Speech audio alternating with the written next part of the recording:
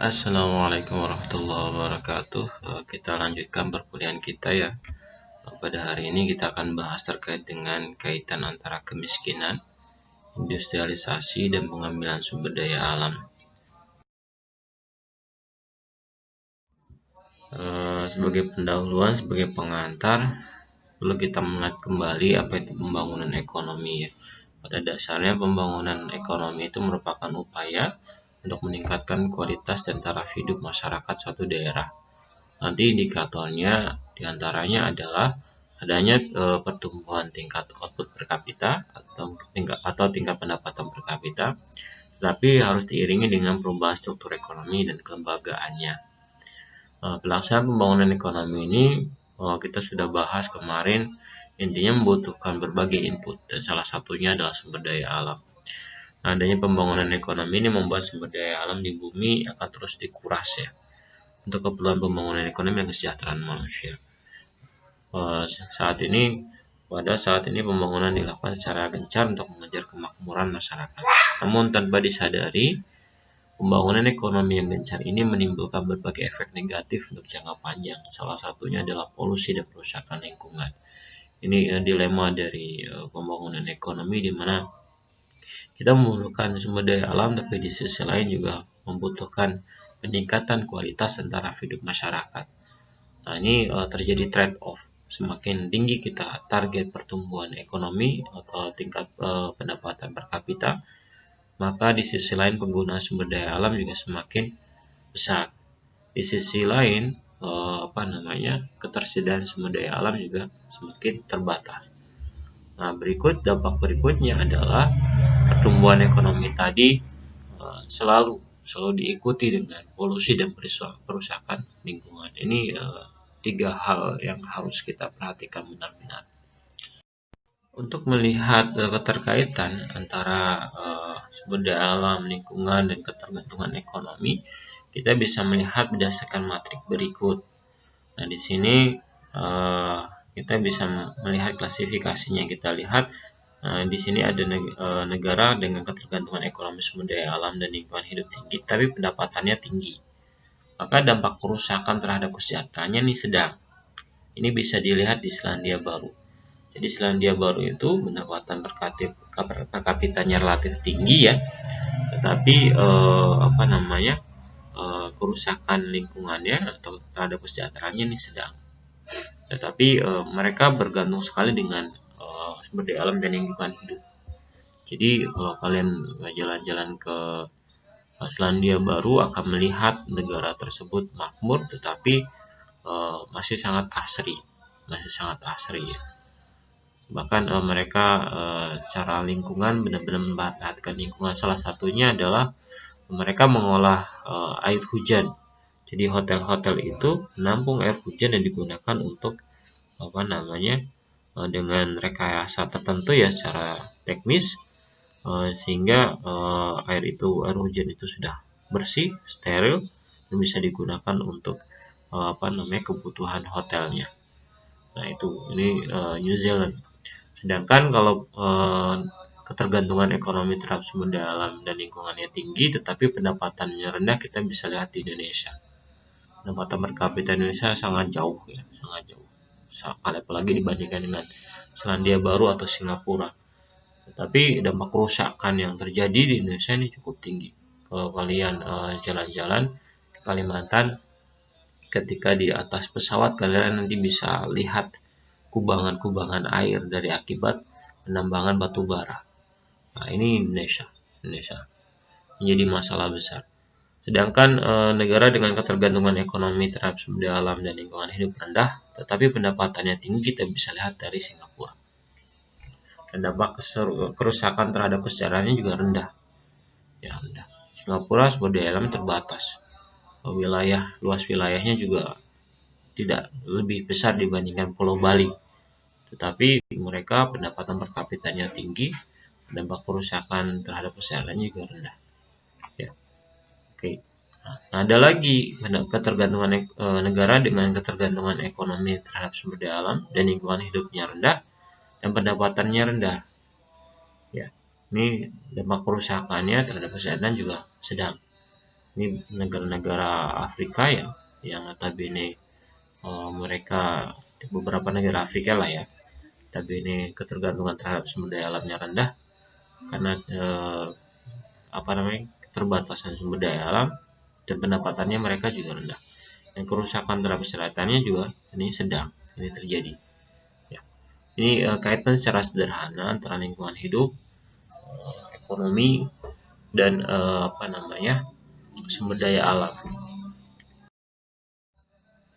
Nah, bagaimana hubungan antara penduduk, industri, dan sumber daya alam? Ada dua hal penting yang dapat dikemukakan dalam kaitannya dengan penggunaan sumber daya alam. Yang pertama adalah apakah sumber daya alam itu membatasi pertumbuhan ekonomi. Dan yang kedua adalah berapakah tingkat penggunaan sumber daya alam yang optimal. Ini dua pertanyaan ini harus dijawab. Nah, pertanyaan yang pertama hubungannya dengan berapa cepat sumber daya alam itu dimanfaatkan atau dihabiskan, dan bagaimana akibat bila terdapat sektor industri, pertanian, dan jasa.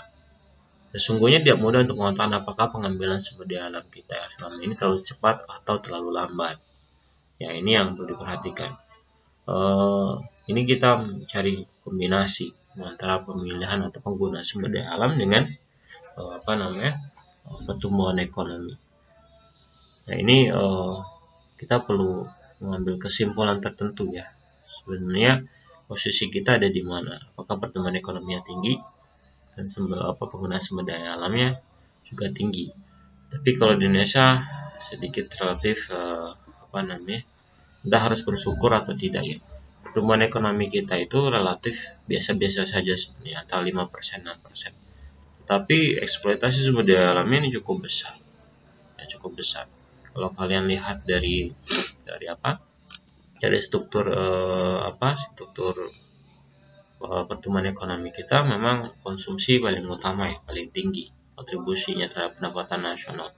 Tapi kalau secara metode perhitungan pendapatan nasional dengan metode produksi, nah kita benar-benar sektor pertanian, sektor industri, atau sektor primer itu sangat bergantung terhadap sumber daya alam. Sehingga yang terjadi pertumbuhan kita relatif biasa-biasa saja, tetapi kerusakan lingkungannya cukup tinggi. Nah, untuk pertanyaan yang kedua ini sifatnya lebih teoritis. Jadi berapakah tingkat penggunaan sumber daya alam yang optimal? Ini teoritis. Nah, yang perlu dilihat adalah ini intinya adalah kita seberapa bisa memanfaatkan sumber daya alam untuk pembangunan ekonomi.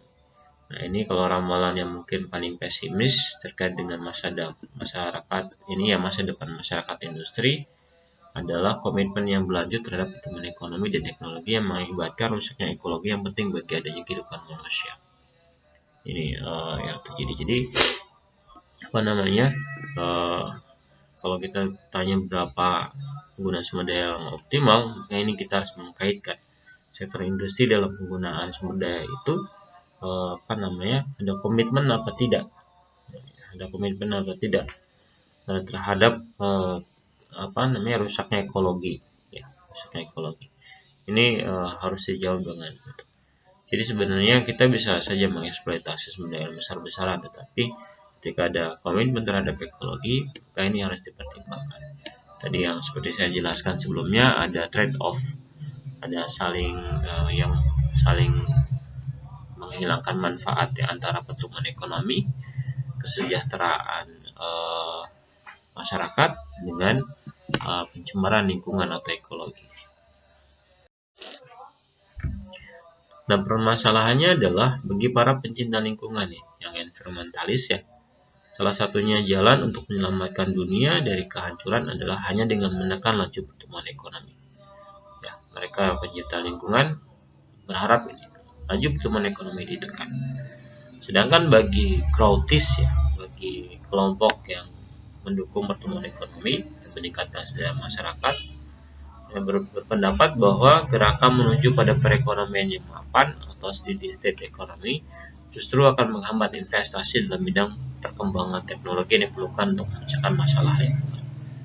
Jadi kalau environmentalis ya, pencinta lingkungan, mereka berharap menekan laju pertumbuhan ekonomi. Tapi kalau menurut sudut pandang growthis atau pendukung pertumbuhan ekonomi, ketika laju pertumbuhan ekonomi itu ditekan, malah ini bisa menghambat investasi dalam perkembangan teknologi yang bisa memecahkan masalah lingkungan. Nah, ini dua hal yang berseberangan. Mana yang benar itu butuh bukti empiris. Nah, laju pertumbuhan penduduk yang tinggi di negara-negara yang sedang berkembang merupakan akibat dari penurunan tingkat kematian dan masih tertingginya tingkat kelahiran yang terjadi terutama di luar sektor industri. Nah, padahal menurut Pak Suparmongko, kalau pertumbuhan penduduk yang tinggi di negara-negara berkembang itu berada di luar sektor industri, Jadi kemudian mengkaitkan antara industri dengan penduduk dan sumber daya alam ini setidaknya itu tidak relevan sebenarnya. Tetapi kalau kenyataannya ini benar-benar terjadi. Kalau secara general keseimbangan umum general equilibrium, ini walaupun pertumbuhan penduduk itu di luar sektor industri yang tinggi, tetapi multiplier efeknya dari sektor industri cukup besar, terutama sektor-sektor lain. Satunya adalah pertanian. Kalau kita lihat proporsi penduduk mungkin kalau kita bagi per sektoral, walaupun tidak ada datanya sektor pertanian itu merupakan sektor yang mengindikasikan pertumbuhan penduduk yang tinggi dibandingkan sektor industri. Tapi ini kan multiplier effect. Nah, kita juga bisa lihat keterkaitan antara penduduk, industri dan sumber daya alam berdasarkan kurva pertumbuhan eksponensial konsumsi sumber daya alam. Nah, kurva eksponensial ini menunjukkan pertumbuhan konsumsi yang mula-mula lambat, dari 0 pelan-pelan. Setelah itu, dengan waktu tertentu dia relatif meningkat dengan cepat. Nah, ini terjadi seperti ini. Jadi konsumsi sumber daya alam itu akan meningkat relatif cepat. Ini kita lihat berdasarkan siklus dari suatu negara, salah satunya Indonesia. Di awal Orde Lama, ini pelan konsumsi sumber daya alamnya. Orde Baru juga relatif pelan. Nah, setelah Orde Baru membuka investasi asing, ini terjadi konsumsi besar-besaran. Salah satu yang dicaplok adalah Freeport Freeport dan mencaplok dua pegunungan yang sekarang, dan itu kontennya isinya adalah emas, yang luar biasa. Masih banyak eksploitasi sumber daya alam yang konsumsinya begitu besar. Nah, ada sekelompok ilmuwan yang kita sebut dengan kelompok Roma dengan menggunakan model matematika menunjukkan saling ketergantungan di antara 5 faktor yang utama yang menentukan laju pertumbuhan dan batas pertumbuhan ekonomi di dunia ini. Nah, faktor-faktor tersebut adalah produksi pertanian, penduduk, sumber daya alam, produksi industri pengolahan, dan pencemaran lingkungan. Ini faktor-faktor yang terjadi ketergantungan di sini. Jadi antara penduduk, produksi pertanian, sumber daya alam, produksi industri pengolahan, dan pencemaran lingkungan. Ini terjadi. Biasanya antara produksi pertanian dengan sumber daya alam ini hubungannya linear. Penduduk hubungannya terbalik. Semakin tinggi penduduk, maka produksi pertanian biasanya menurun. Sumber daya alam juga semakin menurun karena ada trade off. Penduduk yang semakin banyak membutuhkan lahan untuk pemukiman, pertanian turun. Sumber daya alam juga turun. Kenapa? Karena ini biasanya antara pertanian dengan sumber daya alam ini saling mendukung. Berikutnya, produksi industri pengolahan ini juga penting. Penduduk yang tinggi, produksi industri pengolahan harus tinggi. Nampaknya pencemaran lingkungan juga semakin tinggi. Ini menurut kelompok Roma, antara 5 faktor ini saling ketergantungan. Nah, beberapa kesimpulan dari studi kelompok Roma itu adalah sebagai berikut salah satunya. Bila kecenderungan pertumbuhan jumlah penduduk dunia, industrialisasi, pencemaran, produksi pangan, dan pengambilan sumber daya alam tetap seperti pada saat ini maka kata kelompok Roma ini, batas pertumbuhan di bumi ini akan tercapai dalam waktu kira-kira 100 tahun lagi. Jadi 100 tahun lagi kita akan selesai. Tidak lagi terjadi pertumbuhan ekonomi di bumi ini. Akibat yang timbul dari tercapainya batas pertumbuhan itu adalah jumlah penduduk akan berkurang secara drastis, demikian pula kapasitas sektor industri. Jadi nanti berangsur-angsur. Menurut kelompok Roma ini, dengan tercapainya batas pertumbuhan ya, ketika 100 tahun lagi, maka sektor industri itu kapasitasnya akan menurun, semakin menurun, yang diikuti dengan jumlah penduduk yang akan berkurang. Entah itu karena kesadaran penduduk untuk mengurangi pertumbuhan penduduk, atau memang ini seleksi alam, artinya terjadi kekurangan pasokan kebutuhan penduduk sehingga jumlah penduduk semakin berkurang. Berikutnya ada kemungkinan untuk mengubah kecenderungan pertumbuhan dan menciptakan keadaan ekologi dan ekonomi yang stabil di masa datang. Nah, keseimbangan secara global di dunia ini dapat direkayasa sehingga kebutuhan setiap orang di dunia ini dapat dipuaskan, dan setiap orang memiliki kesempatan yang sama untuk merealisasikan potensi-potensi yang dimilikinya. Jadi ini kemungkinan berikutnya. Bisa jadi kita mengubah kecenderungan pertumbuhan dan menciptakan keadaan ekologi dan ekonomi yang stabil masa yang akan datang. Ya, nah, ini dengan rekayasa, tapi salah satunya dengan gerakan masyarakat. Contohnya adalah gerakan mengurangi penggunaan plastik, ya, gerakan misalnya jalan kaki, gerakan bike to work untuk mengurangi penggunaan konsumsi BBM. Nah, ini bisa dilakukan seperti itu. Nah, bila penduduk dunia mengambil keputusan untuk berjuang merealisasikan keadaan pada poin yang kedua, ya poin yang tadi, semakin cepat mereka memulai, semakin cepat pula kemungkinan berhasilnya. Nah, ini perlu gerakan masif, ya, gerakan masif. Nah, terus bagaimana pengambilan sumber daya alam dalam masyarakat industri? Nah, berdasarkan ketersediaannya, sebenarnya kita ingat-ingat lagi pertemuan sebelumnya, sumber daya alam itu dapat dikelompokkan menjadi dua, yaitu sumber daya alam yang dapat diperbaharui atau renewable resource, dan sumber daya alam yang tidak dapat diperbaharui atau unrenewable resource. Nah, penggunaan sumber daya alam yang tidak dapat diperbaharui ini harus hati-hati. Kenapa? Karena kalau terus-menerus digunakan, maka sumber daya alam ini akan habis. Bahkan banyak sumber daya alam yang diperlukan oleh masyarakat industri saat ini sudah hampir habis. Artinya bahwa tingkat penggunaan sekarang terlalu tinggi dalam kaitannya dengan jumlah persediaan sumber daya alam yang diketahui. Salah satu contohnya adalah bahan bakar minyak. Ini sudah hampir habis, tinggal menunggu waktu saja. Ya, mudah-mudahan bisa ditemukan cadangan minyak baru, ya, segala macam. Tapi realitanya memang faktanya penggunaan unrenewable resource ini suatu waktu akan habis. Nah, apabila manusia ini dalam pengambilan sumber daya alam bersifat temporer atau permanen, ini juga sebenarnya tidak perlu dirisaukan atau tidak perlu dipikirkan. Tapi yang jelas adalah persoalan itu ada. Dan sesungguhnya ada 3 kemungkinan cara pemecahannya. Nah, jadi kalau kita melihat sumber daya alam yang terbatas tadi, sebenarnya mau bersifat temporer atau permanen akan habis ya. Tetapi yang pasti itu persoalan itu ada dan harus ada pemecahannya. Nah, 3 kemungkinan cara pemecahannya. Yang pertama adalah meningkatkan tersedianya sumber daya alam pada laju yang paling tidak sama dengan laju penggunaan sumber daya alam. Nah, ini butuh invention, butuh eksplorasi, butuh penemuan baru sumber daya alam ya. Ya, ini tetapi dengan laju penggunaan sumber daya alam yang dibatasi. Nah, berikutnya meningkatkan efisiensi penggunaan sumber daya alam yang sekarang sudah kita kuasai dan kita ketahui persediaannya berapa. Ini penggunaannya harus efisien. Jadi yang ketiga adalah menekan permintaan terhadap sumber daya alam. Ya, ini kita batasi. Ya, harusnya kita lakukan itu ketika tahu bahan bakar minyak terbatas, maka impor kendaraan bermotor harusnya kita tekan. Ya, produksi kendaraan bermotor untuk masuk ke Indonesia ini harusnya kita tekan.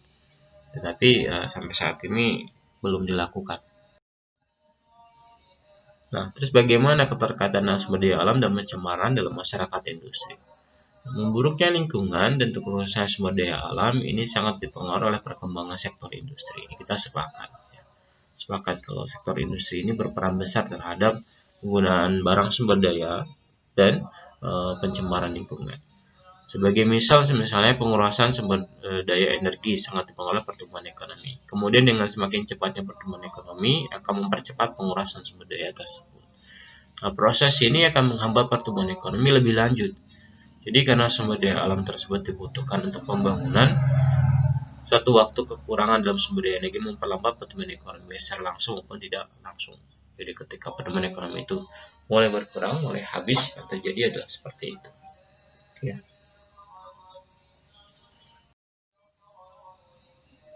Nah, jika pencemaran lingkungan dan pengurangan sumber daya alam selalu terjadi dalam masyarakat industri, maka ada dua kemungkinan. Satu, mungkin tidak ada cara untuk menghindari pencemaran dan pengurangan sumber daya alam. Kalau tingkat perkembangan ekonomi tertentu harus dicapai. Jadi bisa jadi memang tidak ada cara untuk menghindari itu ya. Dengan target pertumbuhan ekonomi yang kita harus capai. Atau perubahan sosial yang cepat dan struktur masyarakat yang kompleks akan tidak memungkinkan untuk menemukan dan melaksanakan pemecahan terhadap masalah tersebut. Ini juga warning buat kita. Ya, relatif ketika kita nonton video bagaimana kutub utara, kutub selatan itu mencair, dan ini berbahaya bagi ekosistem bumi. Salah satunya adalah dampaknya global warming, tapi kita masih tetap acuh ya, masih banyak orang yang tidak memperhatikan itu. Nah, pertanyaan pertama memang berkaitan dengan masalah pencemaran lingkungan yang ditimbulkan oleh industrialisasi. Ancaman terhadap ekosistem dunia disebabkan oleh adanya negara industri, terutama negara maju seperti Amerika Serikat. Nah, ini ya yang pertama, karena mereka industrialisasi basisnya pertumbuhan ekonomi, maka pencemaran dan pengurusan sumber daya alam ini tidak bisa dihindarkan. Akan tetapi ada juga yang mengatakan bahwa memburuknya lingkungan bukan merupakan akibat dari industrialisasi, melainkan karena kapitalisme dalam industrialisasi tersebut. Nah, ini aliran filosofis. Jadi mereka mengatakan pemilikan swasta terhadap alat-alat produksi, perekonomian pasar, dan motif untuk mencari untung atau laba menyebabkan perekonomian menjadi terikat pada tujuan demi pertumbuhan ekonomi saja tanpa memperhatikan lingkungan. Ya, ini yang lebih filosofis. Kalau ada istilah lain yang sebutnya globalis. Jadi globalis itu orang-orang tertentu yang menguasai dunia tanpa ada sekat-sekat negara. Jadi mereka bagaimana caranya bisa mendapatkan pendapatan sebesar mungkin, profit sebanyak mungkin, tanpa memperhatikan, tanpa mengindahkan batas negara. Contohnya adalah seperti Facebook, Microsoft. Mereka tidak butuh kewarganegaraan sebenarnya. Yang mereka butuh adalah penguasaan pasar. Ini yang menjadi masalah. Kalau di industri banyak seperti Chevron, Shell, itu luar biasa. Freeport, ya, mereka tidak memandang batas negara. Yang penting bagi mereka adalah profit. Nah, berikutnya terakhir kita bahas keterkaitan antara ekonomi dengan lingkungan. Ini ada mengatakan ekonomi versus lingkungan. Kalau ada kata versus berarti ini saling bertentangan. Nah, ini maka atas dasar ini orang pesimis ketika menjaga lingkungan. Kenapa? Karena kebutuhannya ekonomi. Hal ini juga terjadi ketika penanganan COVID-19 misalnya. Ini antara kematian atau kesehatan dengan ekonomi. Pertimbangannya adalah ekonomi. Sehingga banyak masyarakat yang sudah jengah, sudah bosan dengan penanganan COVID misalnya. Ya, jadi mereka, udahlah, pemerintah saja sudah tidak memperhatikan di sana bagaimana keselamatan orang. Hanya himbauan-himbauan saja, tidak serius. Nah, ini juga terjadi di masalah lingkungan. Ya, jadi banyak orang yang pesimis lingkungan atau alam ini akan lestari, akan tetap asri. Karena motif ekonomi ini lebih besar dampaknya atau realisasinya dibandingkan ini menjaga lingkungan. Nah, hampir semua konflik dalam pengelolaan lingkungan ini menyangkut pilihan antara rencana suatu kegiatan proyek atau kebijakan yang dibutuhkan dibandingkan dengan dampak lingkungan yang mungkin timbul sehingga merugikan masyarakat. Nah, ini hampir terjadi seperti ini ya. Jadi yang dilihat itu kegiatannya, kegiatan ekonomi itu lebih diperhatikan dibandingkan dampak lingkungannya. Sehingga ini terjadi konflik antara ekonomi dan lingkungan. Nah, ini terjadi nih. Indonesia pada era tahun 80-an 90-an ini pendapatan nasional kita ini tinggi, meningkat. Dan tingkat kemiskinan secara umum juga meningkat. Tetapi kemudian ini disertai dengan percepatan terjadinya kerusakan lingkungan. Nah, ini oil boom istilahnya, terkait dengan boomingnya minyak di Indonesia. Ini luar biasa, pendapatan kita meningkat drastis. Ya, bahkan ingat betul saya dulu harga bensin itu hanya Rp700. Sampai mahal-mahalnya tahun 1990 itu hanya 2.500. Ya, sekarang kan sudah luar biasa. Ya. Nah, kenaikan tingkat hidup serta penurunan tingkat kemiskinan dan eksploitasi sumber daya alam ini dengan sendirinya bukan saja mengurangi cadangan sumber daya alam, tapi juga merusak lingkungan. Ya, ini yang terjadi. Jadi tidak hanya mengurangi cadangan sumber daya alam, tapi juga merusak lingkungan. Dampak yang terakhir adalah kerusakan lingkungan ini baru terjadi pada generasi berikutnya, ketika sumber daya alam yang semakin langka tidak mampu lagi menunjang pembangunan.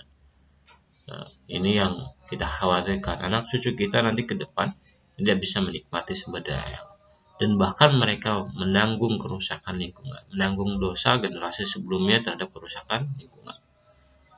Nah, bahkan nanti yang kita khawatirkan adalah lingkungan hidup yang rusak tadi tidak mampu menunjang kehidupan. Bagaimana suhu udara akan sangat panas, misalnya karena global warming ya. Berikutnya bagaimana kita harus terpaksa nanti pakai masker full face untuk menghirup udara segar, misalnya dengan dibantu tabung oksigen. Ini luar biasa kalau pencemaran sudah seperti itu ya. Itu dari saya, kurang lebihnya terima kasih, silahkan dipelajari. Wassalamualaikum warahmatullahi wabarakatuh.